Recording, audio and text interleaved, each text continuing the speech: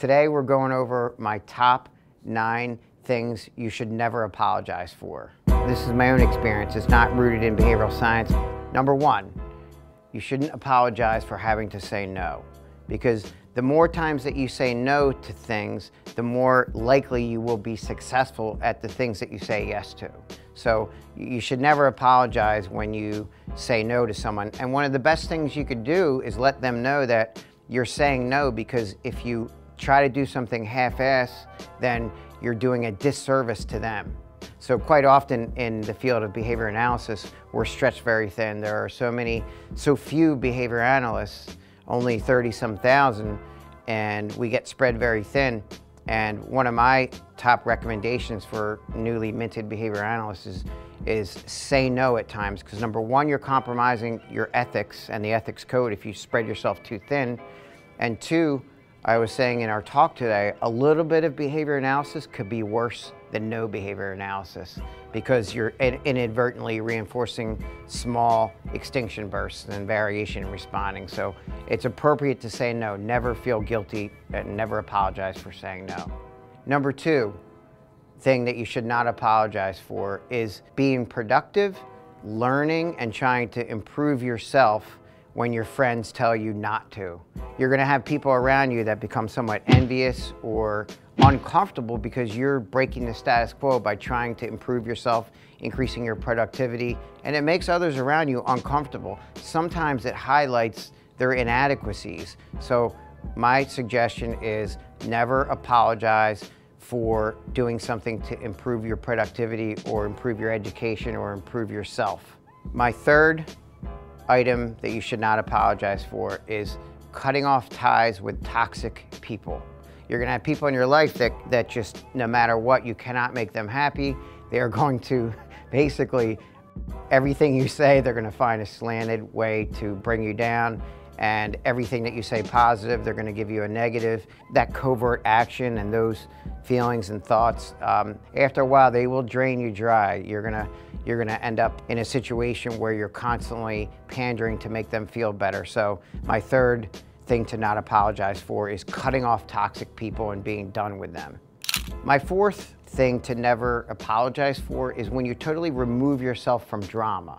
There's often going to be office politics and people talking about people. I suggest that it's important for you to remove yourself from that drama and never apologize because you're not engaging in the office politics or the drama, because some people just want to complain and gossip about others, and there's really nothing worse than finding out later that they never even directly addressed that with the person. What I suggest when people start drama and gossiping about others, my biggest behavior hack I would suggest is that you ask that person, did you address it with the other person directly? Because that's straight respect. It's not talking about them and then never addressing it with them.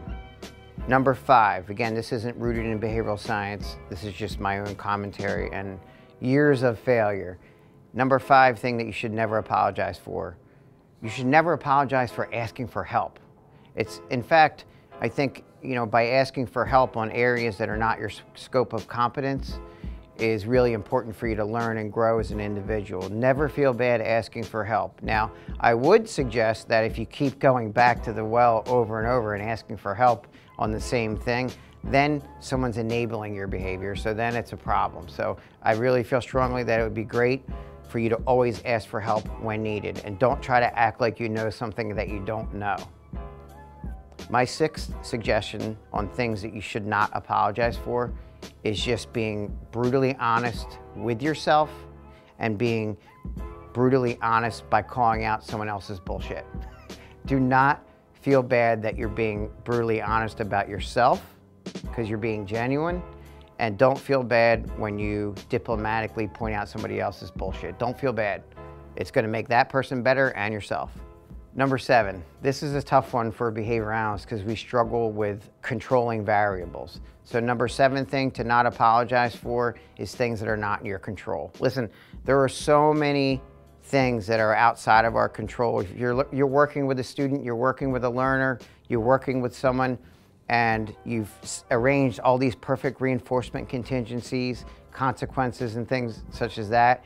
and then they could leave the door, leave the threshold of your classroom or your home, and then they're under the influence of many other variables. So just realize that you shouldn't apologize for not being able to control outcomes. Just do your best and let the cards fall where they will.